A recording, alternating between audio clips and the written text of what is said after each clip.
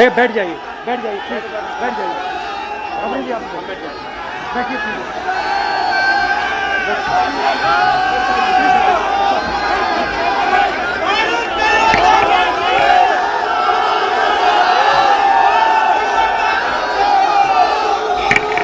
Congress party के वरिष्ठ नेता,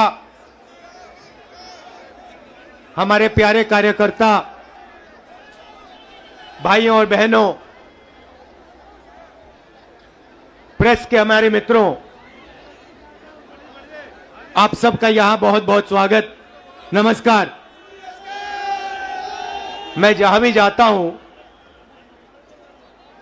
कहता हूं प्रेस के हमारे मित्रों, मगर मित्रों का काम नहीं करते ये लोग।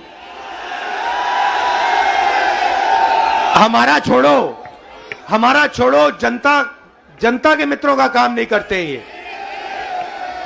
क्योंकि अगर आपके मित्र होते तो आपको देश की सच्चाई दिखाते, बेरोजगारी के बारे में बताते, महंगाई के बारे में बताते, मगर नहीं, ये तो आपको चीता के बारे में बताते हैं। देखो देखो, अफ्रीका से 4 चीता आए हैं, देखो जंगल में घूम रहे हैं। देखो, यह भी सवाल पूछा कि क्या चीता हिरण को मारेगा या नहीं। मतलब अफ्रीका का चीता हिंदुस्तान में आकर हिरण को मारना भूल जाएगा।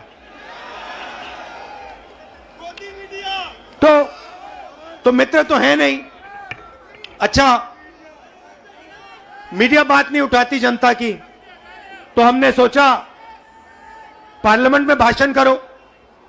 डिमोनेटाइजेशन, नोटबंदी के बारे में भाषण करने की कोशिश की, गलत जीएसटी के बारे में बोलने की कोशिश की।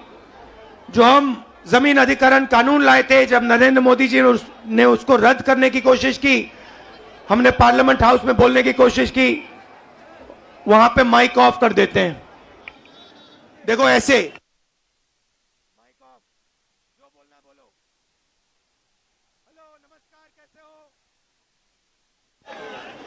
तो एक तरफ मीडिया बात नहीं उठाती, दूसरे तरफ माइक ऑफ कर देते हैं।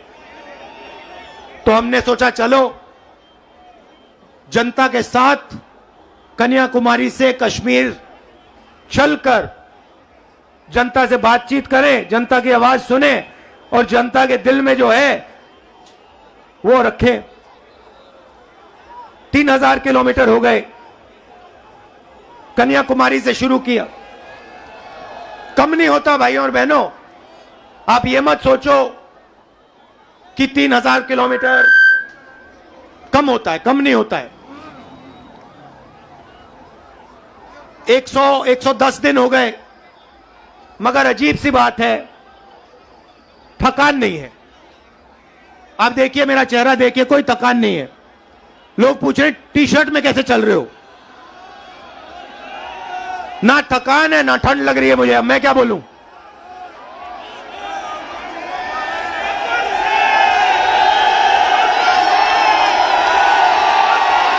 अच्छा, जो प्रेस वाले हैं, एक बात देखो मेरे साथ, एक बात देखो इनके बारे में। देखो एक बात, ठहर जाओ भैया, एक बात देखो प्रेस वालों की।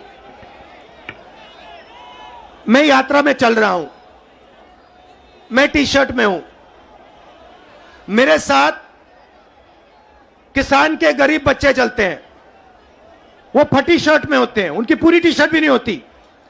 मगर इन मीडिया वालों में से एक भी ये नहीं कहता भैया हिंदुस्तान में किसान का बेटा बिना स्वेटर के क्यों घूम रहा है। ये सवाल नहीं पूछेंगे, ये कभी नहीं कहेंगे भैया ये मजदूर है, ये टी शर्ट में क्यों घूम रहा है, ये किसान है, ये स्वेटर बिना, जैकेट बिना क्यों घूम रहा है। ये सवाल कभी नहीं पूछेंगे। ये सच्चा सवाल है, मेरे टी शर्ट वाला सच्चा सवाल नहीं है। सच्चा सवाल यह है कि हिंदुस्तान के बच्चे, हिंदुस्तान के किसान, हिंदुस्तान के मजदूर टी शर्ट में सर्दी में क्यों घूम रहे हैं, यह सवाल है। मगर यह कभी नहीं पूछेंगे, क्योंकि भाइयों और बहनों ये आपके नहीं हैं। ये जैसे घोड़ा होता है ना, घोड़ा देखा आपने, शादी का घोड़ा होता है, उसमें लगाम होती है ना, उसको लगाम को टाइट करो एकदम रुक जाता है, वैसे इनकी लगाम है, लगाम लगी है प्रेस वालों पे। जैसे ये दौड़ने की कोशिश करते हैं, जैसे दौड़ने की कोशिश करते हैं, वो लगाम खींचते बस रुक जाते हैं एकदम। अच्छा, ये मत सोचिए कि ये बोलना नहीं चाहते हैं। मेरे पास आते हैं, कहते हैं राहुल जी हम सच्चाई बोलना चाहते हैं मगर हमें हमारे मालिक बोलने नहीं देते। मैं कहता हूं भैया डरो मत, बोल दो। कहते हैं नौकरी भी तो करनी है हमें, अगर हमने सच्चाई बोल दी नौकरी से निकाल देंगे, किसी और को डाल देंगे, वो झूठ बोलेगा। तो यात्रा का लक्ष्य जो देश में नफरत और हिंसा फैलाई जा रही है उसको मिटाने का है। भाइयों और बहनों, बीजेपी की पॉलिसी हिंदुस्तान के युवाओं को, किसानों को, मजदूरों को डराने की पॉलिसी है। नोटबंदी, गलत जीएसटी, कोविड के समय जो इन्होंने किया, ये सारी की सारी पॉलिसियां किसान को, मजदूर को डराने के लिए है। क्योंकि ये जानते हैं जब ये डर फैलाते हैं उस डर को नफरत में बदलना बहुत आसान होता है। ये इनका काम है, जनता को डराओ, किसान को डराओ, मजदूर को डराओ, युवा को डराओ और उसके डर को नफरत में बदल दो।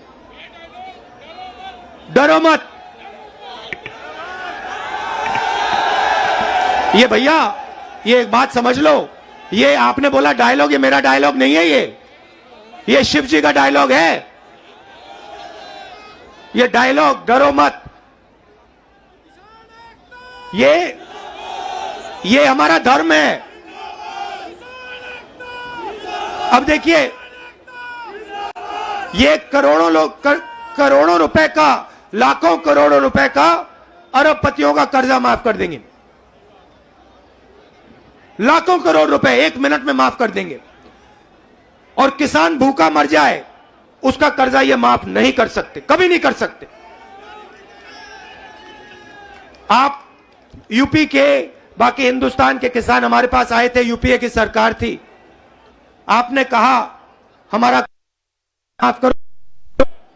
10 दिन में हमने 70,000 करोड़ रुपए, 72,000 करोड़ रुपए माफ कर दिया था। मजदूरों के लिए, गरीबों के लिए मनरेगा, भोजन का अधिकार, किसानों के लिए कर्जा माफ।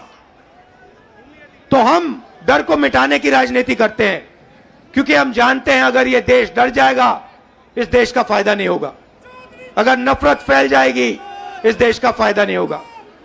भाई और बहनों, दो और मुद्दे हैं यात्रा के। एक है महंगाई, और मैं आपसे पूछना चाहता हूं, प्रधानमंत्री जी आते थे जब यूपीए की सरकार थी, कहते थे गैस सिलेंडर 400 रुपए का हो गया है, 400 रुपए का गैस सिलेंडर हो गया। भाइयों बहनों, आज कितने का है? मगर आज प्रधानमंत्री नहीं आते, आज आकर नहीं कहते कि भैया 1100 का हो गया। अच्छा, एक और सवाल है भैया, ये जो 1100 और 400 रुपए का फर्क है, ये किसके जेब में जा रहा है? ये किसी ना किसी के जेब में तो जा रहा है ना। मतलब ये आसमान में तो नहीं गायब हो रहा। तो याद रखिए, ये नरेंद्र मोदी जी के जो खास मित्र हैं, 3-4 खास मित्र हैं, ये जो आपके गैस सिलेंडर का पैसा आपके जेब में से निकाला जा रहा है, उनकी जेब में जा रहा है। अच्छा भाइयों और बहनों, पेट्रोल का क्या दाम हुआ करता था यूपीए के समय? 60 रुपए। आज क्या है? 100।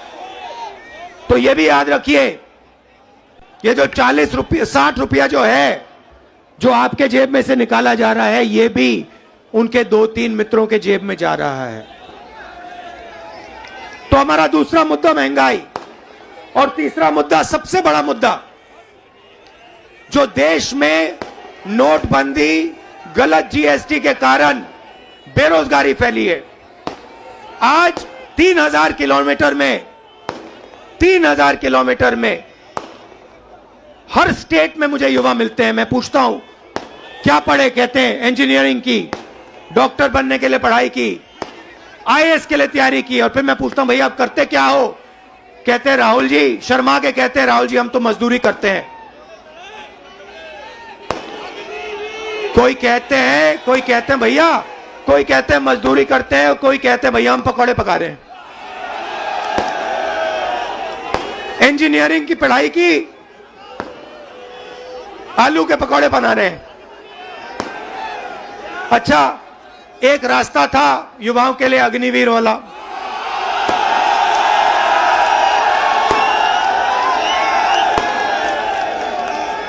उसमें क्या था? सुबह युवा उठते थे, 4 बजे उठते थे, दौड़ते थे।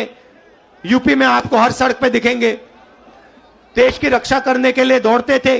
और सपना था एक दिन बॉर्डर पे जाके देश की रक्षा करेंगे, तिरंगे की रक्षा करेंगे, सपना था।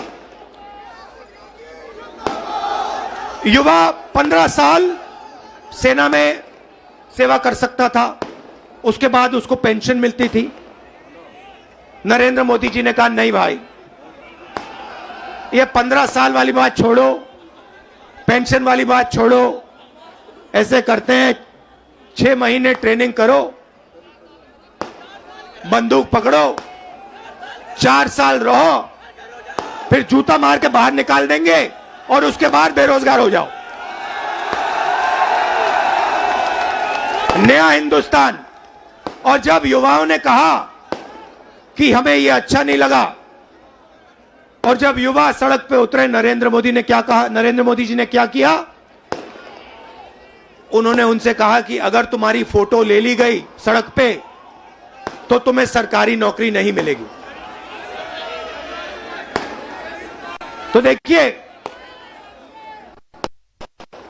दूसरा रास्ता रास्ता जेल, रेलवे का रास्ता, उसको भी एक के बाद एक बेच रहे हैं। उन्हीं 3-4 लोगों को बेच रहे हैं। एयरपोर्ट भी उनको दिए जा रहे हैं, पोर्ट भी उनको दिए जा रहे हैं, रेलवेज भी उनको दी जाएगी, LIC भी उन्हें के हाथ जाएगी, BHEL, HL सब उनके हाथ जाएगा, और हिंदुस्तान के युवा बेरोजगार होंगे। ये है नरेंद्र मोदी हिंदुस्तान। इसके हम खिलाफ हैं और इसलिए हमने ये यात्रा शुरू की है। और हम इसलिए नहीं थके हैं क्योंकि आपने अपनी पूरी शक्ति, अपना पूरा प्यार इस यात्रा को दिया है, और लाखों लोग हमारे साथ खड़े हुए हैं, हर जात के लोग, हर धर्म के लोग। तो मैं आपको दिल से धन्यवाद करना चाहता हूं कि आपने इतना प्यार और इतनी शक्ति आपने हमें दी। इसके लिए मैं बहुत आभारी हूं, पूरी जिंदगी याद रखूंगा। बहुत बहुत धन्यवाद। नमस्कार, जय हिंद।